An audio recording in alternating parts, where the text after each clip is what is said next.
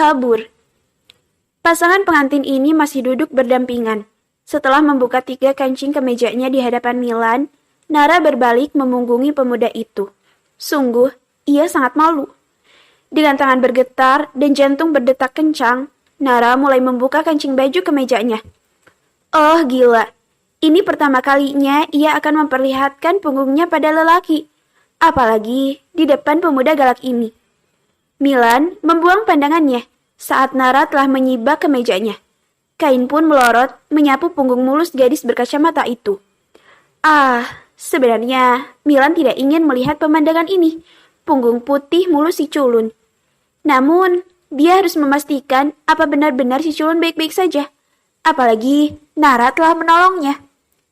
Manik mata Milan membulat sempurna saat mengarahkan pandangannya ke pundak belakang Nara yang terlihat membengkak disertai memar kebiruan. Kau bilang tidak apa-apa. Sungut Milan, melihat ternyata luka si culun cukup parah. Ini bengkak dan lebam. Omelnya. Enggak sakit kok, Kak. Ucap Nara santai, bersikap seakan baik-baik saja. Mendengar itu, seketika jari telunjuk Milan terulur mendorong pelan pundak Nara yang terluka, membuat gadis itu merasakan sakit. Aduh! Pekik Nara dengan ringisan. Jangan bohong, ini parah. Sergah Milan, yakin jika Nara sedang menyembunyikan rasa sakitnya. Arah pandang Nara ke belakang menatap Milan. Hanya sedikit sakit, ucap Nara dengan cengiran. Jari telunjuk Milan pun akan kembali menyentuh bahu belakang Nara. Kak Milan! Pekik Nara dengan cepat.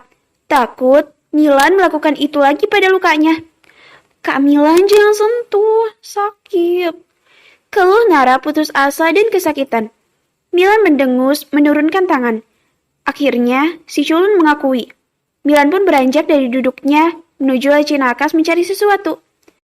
Manik mata Nara hanya memperhatikan gerak-gerik Milan sembari bertanya-tanya apa yang akan pemuda galak itu lakukan. Setelah beberapa saat, Milan berjalan dengan membawa kotak P3K. Kembali duduk di belakang Nara.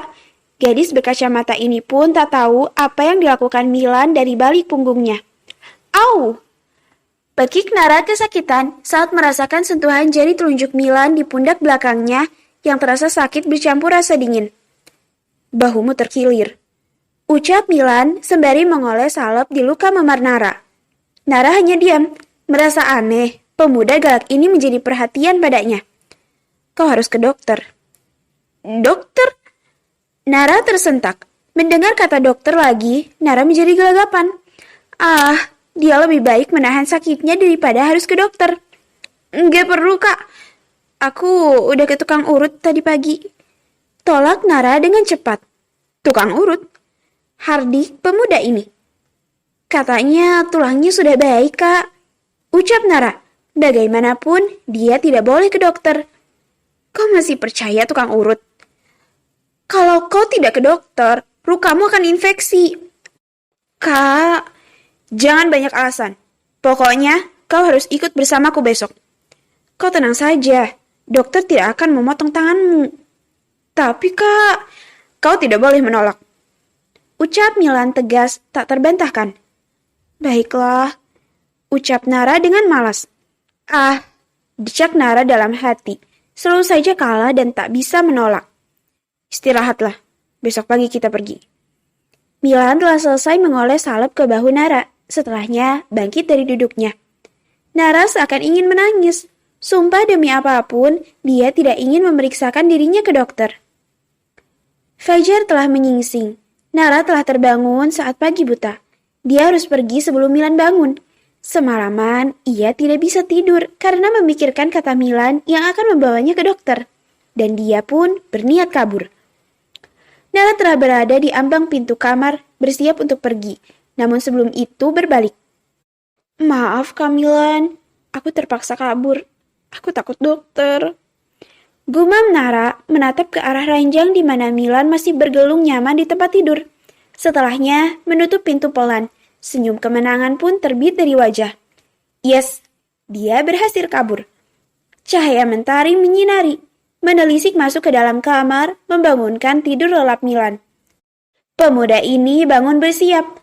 Tak lupa jika hari ini dia harus membawa Nara untuk memeriksakan lukanya. Alis Milan berkelut dalam saat menatap sofa tempat tidur Nara. Culun, kemana dia? Milan mengarahkan iris mata hitamnya ke seluruh ruangan. Milan beranjak dari ranjang, menarik laci nakas. Sudah menjadi kegiatan pagi Milan membuka laci tempat surat perpisahan mereka. Petuah move on.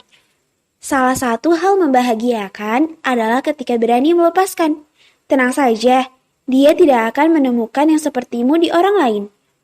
Milan mendesis, merotasi matanya, mencerna rangkaian makna kata-kata yang tertulis. Kau benar, Culun. Dia tidak akan mendapatkan yang lebih baik dari aku. Gumam Milan dengan bangga. Tanpa sadar, menarik sudut bibirnya, tersenyum tipis. Hatinya terasa tenang. Beban berat patah hati itu semakin hari semakin mengikis. Milan kembali membaca kertas tergores yang pena Nara. Maaf kak, aku tidak bisa ikut ke dokter. Aku takut. Raut wajah Milan berubah senyum itu surut. Culun, kau kabur? Erang Milan. Rencana yang sudah dirancang pun batal. Seketika Milan geram. Baru saja dia terbius dengan kata Nara. Sekarang dia kembali kesal. Culun, awas saja kau. Pekik pemuda itu.